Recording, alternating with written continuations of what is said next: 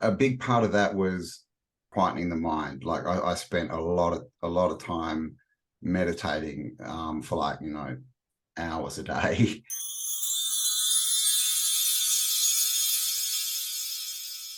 And when you do it, you hit a point where your mind just quietens, and the little voice goes away.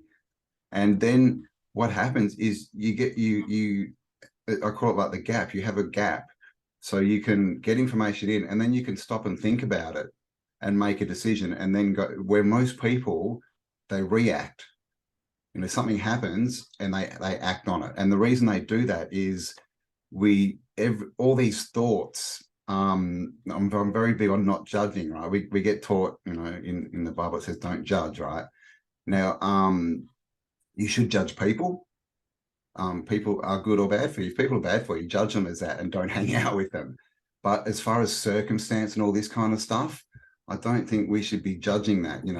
Yeah, when you can get that gap, you can then make a decision a decision of where you're going to go, where you're going to act. So the big thing is to quieten your mind and learn who you are, because so many people, and this is what society is, right? It's, you got to wake up early, you got to go to a job, you got to have lunch, you got to get the kids ready, you've got to pay the bills, you got to do this, blah, blah, and then go to sleep and do it all again.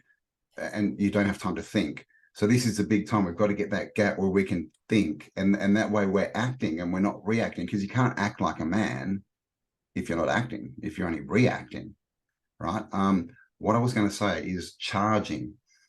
Every thought we have, told not to judge. And as far as thoughts, if we judge a thought, we judge it as good or bad, which is positive or negative.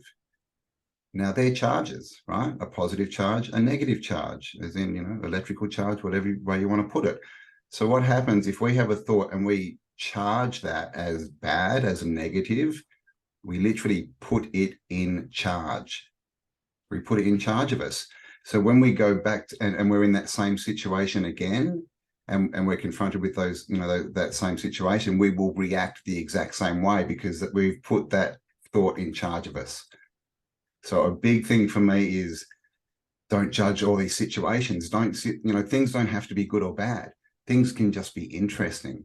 And we don't actually need answers. Everyone thinks that everything's got to have an answer now. If there's a question, there must be an answer right now. No, that's not true. Questions are much better than answers. And sometimes you need to ask 100 questions to get one answer. So yeah, that's a little bit of perspective of how my brain works.